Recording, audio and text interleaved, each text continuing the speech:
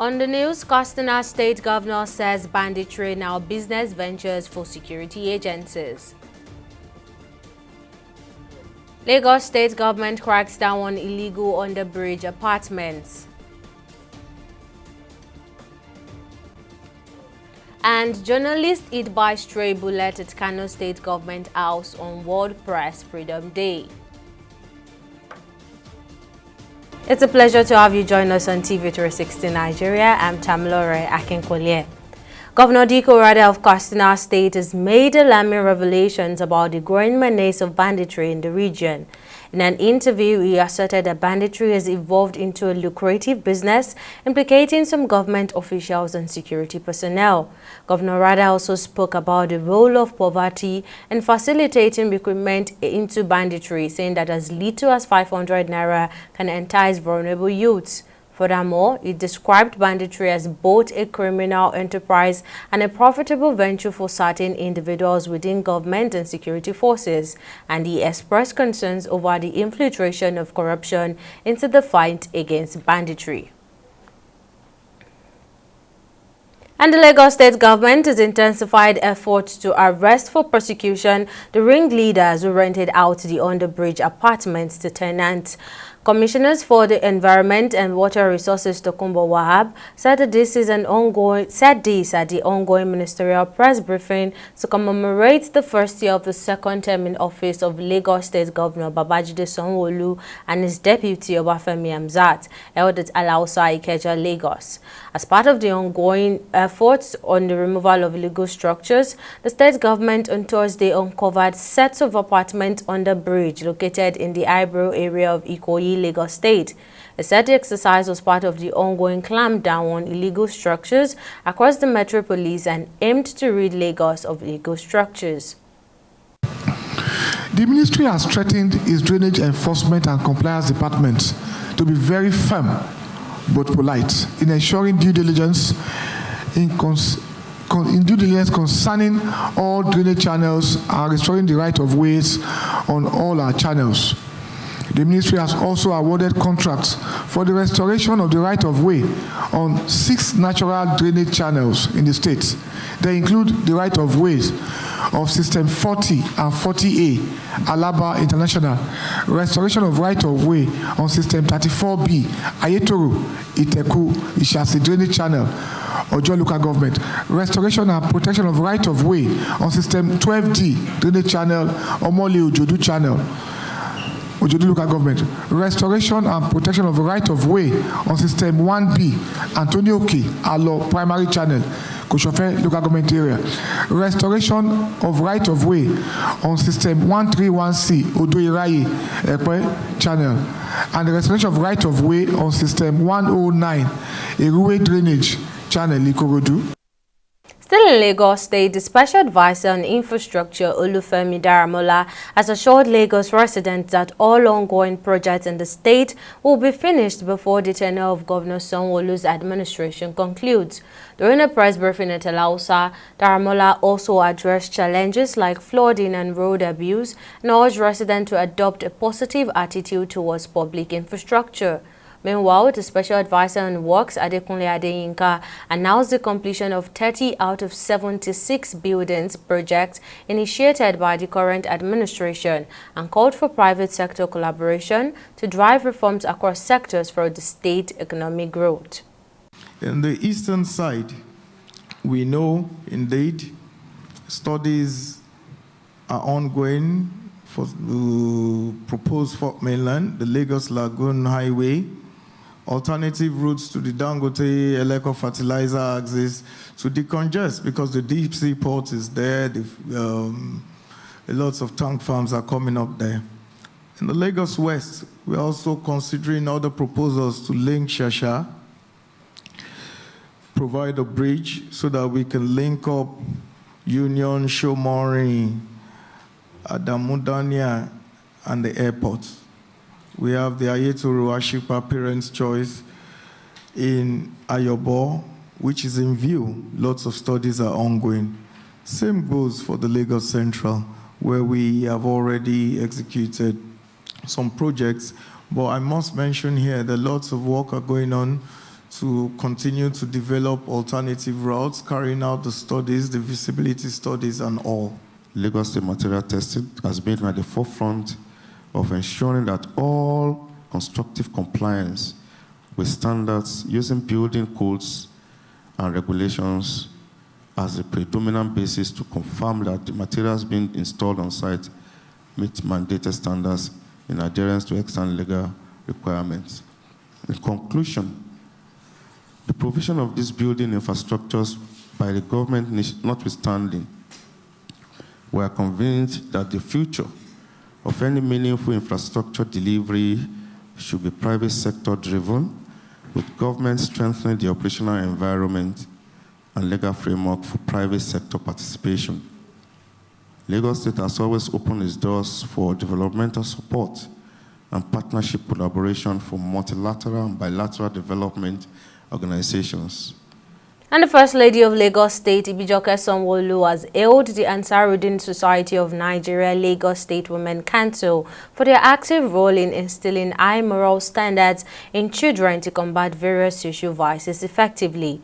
The First Lady made this assertion during the 2024 edition of the Family Day celebration organized by the Council.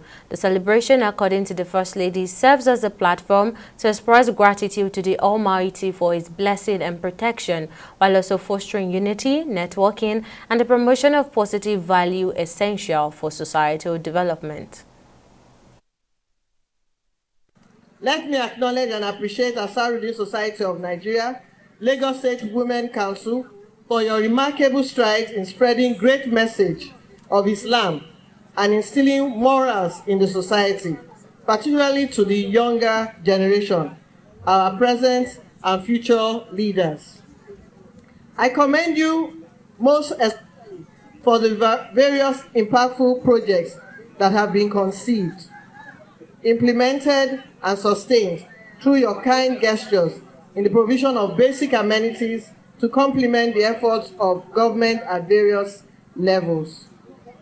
A family is the smallest but the strongest unit that holds the fabric of any society together. A society that gets it wrong at the family level will have to contend with myriad of challenges. The family remains the first and best place to inculcate high morals, love for one another, and service to humanity. The focus of this year's celebration highlights the importance of religious devotion, exhibiting good conduct in line with Quranic message to humanity, and most importantly, showing the epitome of good womanhood to the world.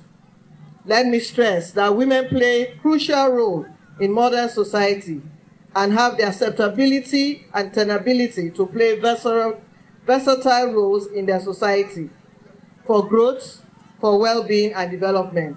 No woman, no nation.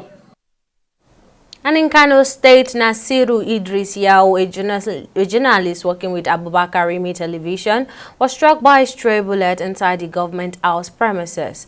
The incident occurred at approximately 6:30 p.m. on Friday during the World Press Freedom Day.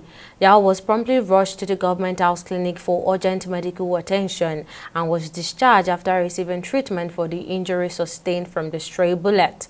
The exact source of the stray bullet remains unknown, prompting an investigation by police officers stationed at the government house. According to reports, authorities are probing the circumstances surrounding the incident to ascertain its cause and prevent similar occurrences in the future. And still on the press day, Minister of Information and National Orientation Mohammed Idris has come forward to absolve the Tinubu-led administration of alleged violation of press freedom. Speaking at a press briefing to commemorate the day, Idris said while the government recognizes the importance of press freedom, it also holds journalists accountable for spreading falsehoods and misinformation. He said that irresponsible journalism cannot be shielded under the guise of press freedom and may warrant prosecution. Disinformation and misinformation undermine public understanding of environmental issues and hinder our ability to take meaningful action. Therefore, we must staunchly defend press freedom and support the work of journalists who are dedicated to reporting the truth. However, this day also throws upon the flip side of press freedom, which is responsible journalism. It is a call for the press to uphold the tenets of journalism by being factual, truthful, and responsible in their reporting. You as journalists have a critical role to play in driving environmental policy formulation and implementation, and also in shaping public perception about the crisis. Let us therefore work together across sectors and borders to harness the power of media in addressing the environmental crisis and advancing sustainable development. The doomsday clock is ticking, bringing humanity closer and closer to a triple whammy, which may ultimately seal all our fate. But if we work together, if the freedom of press is promoted, if our journalists come fully on board, deploying their reports as climate actions, we will save our cherished planet for ourselves and generations to come. As humanity faces up to this existential peril, we must remember on this World Day that the climate challenge is also a journalistic and informational challenge. No effective climate action is possible without access to free and reliable scientific information. In a bid to revolutionize Nigeria's film industry, the federal government has launched the nation's first ever creative SMF Film Tech Academy in Abuja. The Small and Medium Enterprises Development Agency of Nigeria, an institution of government in partnership with ID Box and City Polytechnic, aims to address the critical need of skilled professionals in various aspects of film production and technology. The Academy seeks to equip aspiring filmmakers and entrepreneurs with the knowledge and tools necessary to drive in ever-evolving landscape of the creative economy. Our responsibility as an agency is to promote and facilitate the development of micro, small, and medium enterprises, MSME subsector of the economy. We are poised to collaborate with public and private sector institutions to enable us identify potentials to collectively drive development so as to address the issues of job creation, wealth generation, and poverty alleviation that is, a big problem in our nation. We are going to provide classrooms for the training of participants, of the students. We are also going to provide office facilities, power supply, security, etc. Movie has the power to inspire, provoke thought, and evoke emotions in ways that transcend boundaries. Through the collaborations, we aim to harness the transformative potential of cinema to not only entertain but also educate and empower individuals to envision and create a better future. We had the opportunity to work with Smidan, and what was that opportunity to train talented youth in Nigeria and discover them.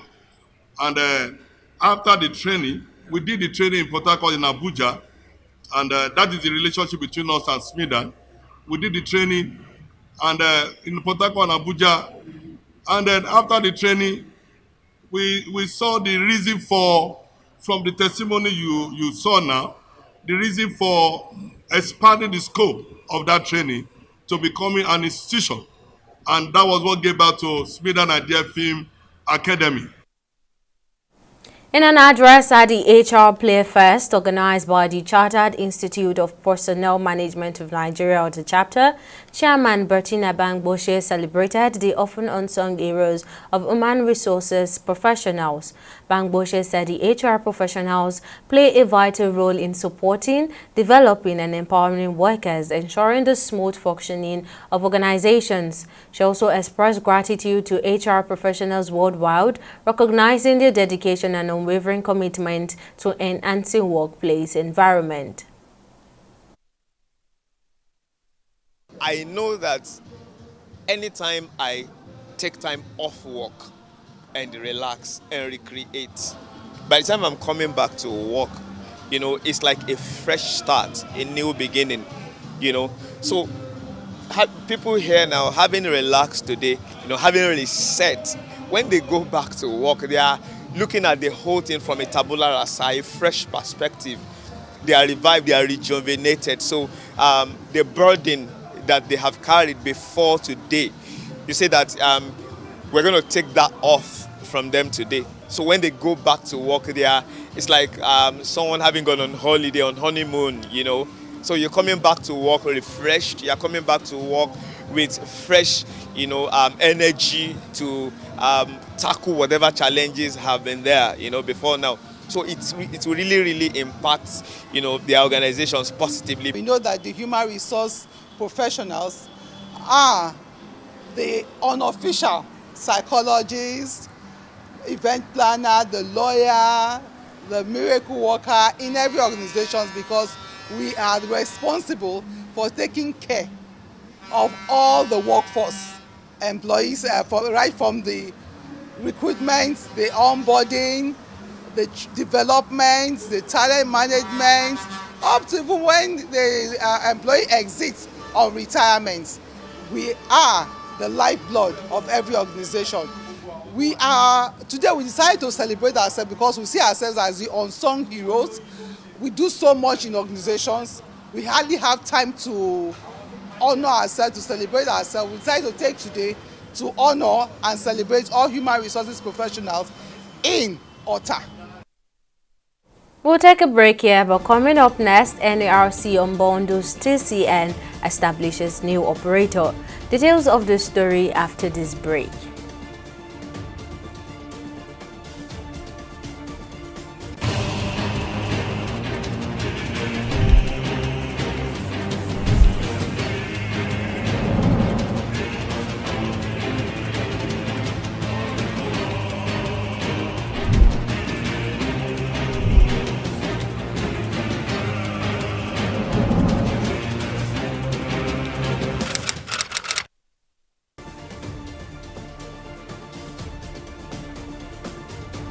Welcome back. Now a quick recap of our top stories.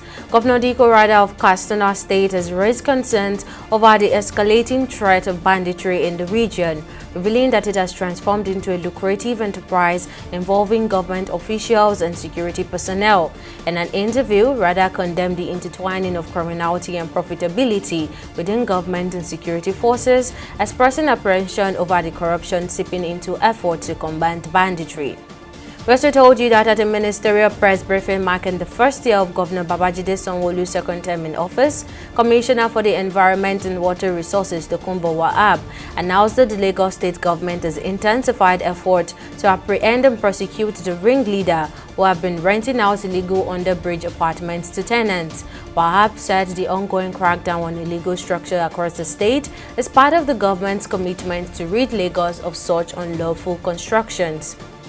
Now, in case you missed any of the news bulletin or for more updates, you can catch us on Limes World TV and AVO TV or log on to our website on www.tv360nigeria.com. You can also follow us on our social media platforms on Twitter, Instagram and YouTube at TV360 Nigeria, or download our mobile app on Google Play Store, Huawei App Gallery and Apple Store. On Facebook, we are TV360 Online.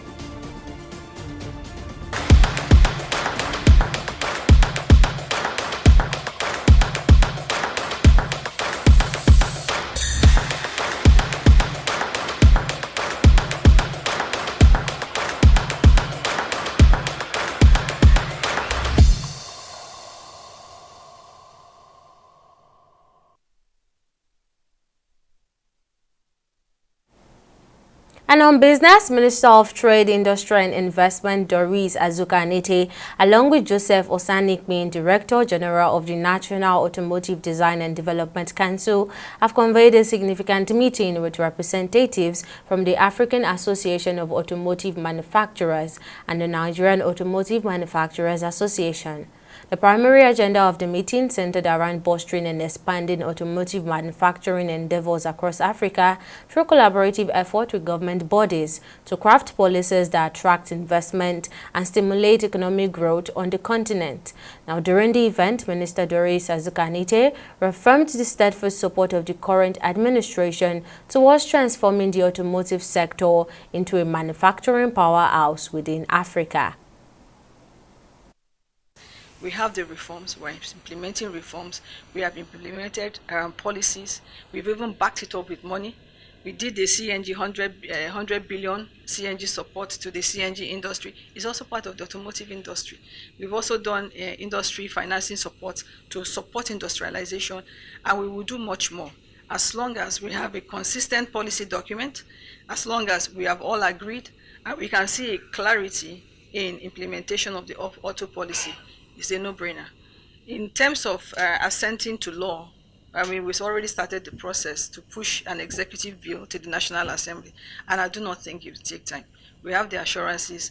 This is clear-cut a development plan and an agenda for the entire economy that is positive and supportive of both the President's vision and what is correct in terms of what to do to stimulate industrialization in Nigeria. We have the President with the Renew Hope agenda, who part of the Renew Hope agenda is employment generation, to create more employment.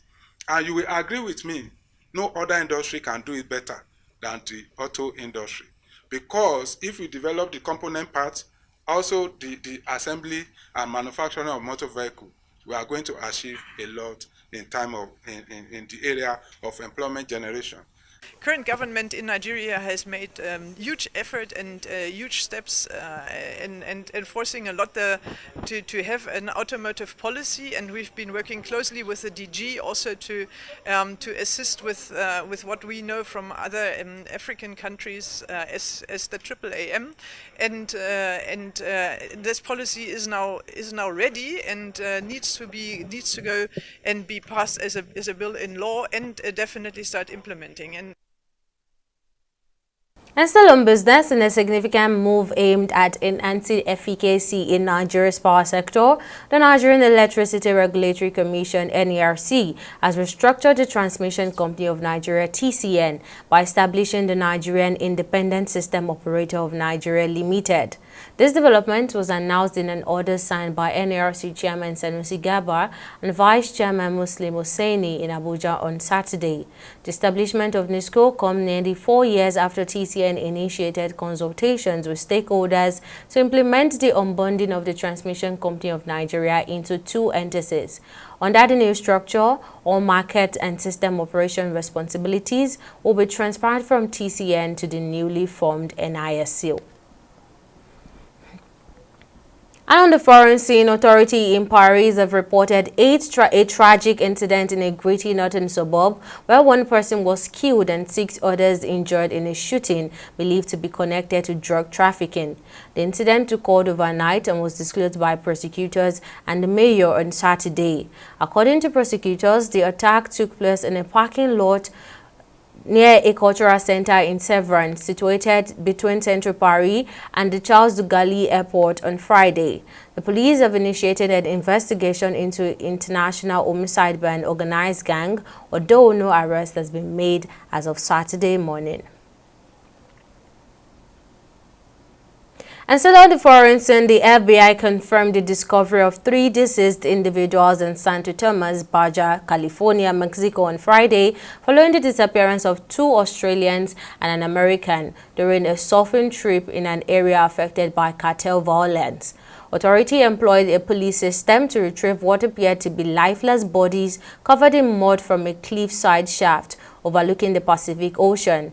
Now, while the FBI statement did not disclose the victim identities, Australian brothers Jake and Callum Robinson, along with their American friend Jack Cater, have been missing since April 27. They were last known to be on vacation near the coastal city in the northwestern state of Baja California, but failed to arrive at their intended accommodation, according to their mother, Deborah Robinson.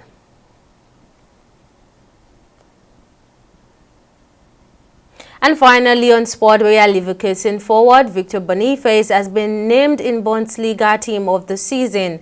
Boniface made the selection despite missing out of action for around 3 months due to an abductor injury. The forward leads the attack and is flanked by Harry Kane and 5 other players. Now, 5 of Bayer Leverkusen's team were also included in the Team of the Season. And that wraps up our bulletin on News Now. Many thanks for watching. I'm Tamilore Akinkwele. See you again next time.